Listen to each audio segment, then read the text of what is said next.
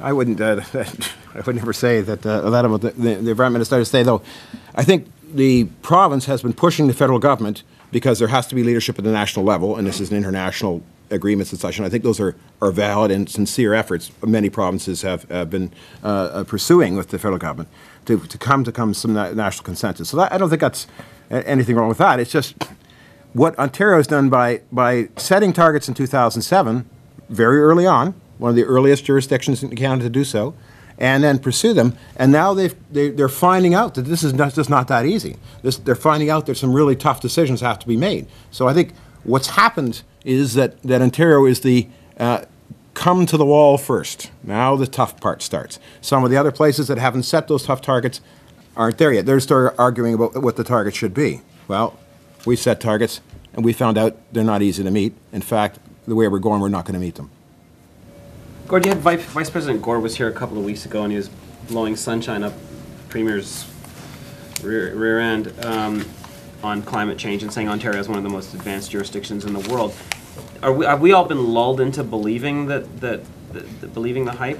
Well, I think the question is, is Ontario one of the most advanced jurisdictions in the world? I think one has to carefully tease out a couple of things. What has been hailed as one of the leading jurisdictions in the world is really the Green Energy Plan and the package of legislation in the Green Energy, Green Economy Act, and that whole collectively with everything, the feed-in tariffs, the fact that the Environmental Commissioner, my duties have been changed to give me a critical oversight role on these kinds of things. That's the package. That the Green Energy, Green Economy package, if we can call it that, has been hailed as tremendously progressive, and I think it is. For everything I can assess, it is groundbreaking legislation, a new way of doing business. Now, part and parcel related to that is actual greenhouse gas emission reductions, and of course, the Green Energy, Green Economy Act was just passed a few months ago, and we're reporting on, a project that started in 2007 and is going forward, and it's fumbling. It's not meeting its targets. It's not projected. So I separate the two out to some degree in that regard. Do you have hope then that, thanks to the measures in the Green Energy and Green Economy Act, that they will be able to sort of get back on track and meet these targets, modest as they may be? I'm hopeful, yes. I think my expectation in the Green Energy and Economy Act is I think we're going to get a lot more renewable energy generation, a lot more conservation than it was anticipated. So I think that's coming, and that will, in fact. But now, the relationship between energy consumption and greenhouse gas in Ontario is that, once especially right now, we have a big chunk of nuclear, a big chunk of hydro, and then we have gas and coal, and we're getting rid of the coal.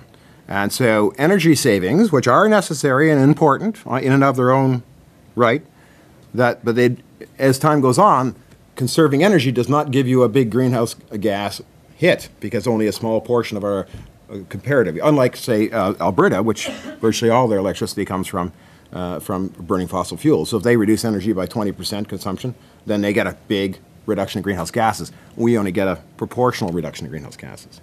Small but important point. Transportation and industry are really transportation and industry are the big areas of opportunity, I think, and buildings. The three. We have lots to save in buildings, and on the energy side, but also on other aspects of doing business that generate greenhouse gases, like for instance refrigeration and cooling. And transportation, big opportunities. The biggest spike on the chart is transportation sector, and very little achieved. And we know we can get those numbers down. We know we have opportunities. They may be tough, they may be politically unpopular, but they are done in other jurisdictions with some success. And industry, of course, we have to deal with industry one way or another.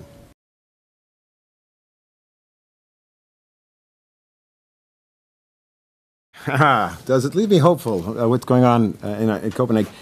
Actually, not. I'm very concerned about, Canada's role and how it's perceived internationally. We have, some provinces have made some, Ontario, Quebec, British Columbia have made some, and others have made some initiative, Manitoba, but we're not coordinated. We don't have a national plan.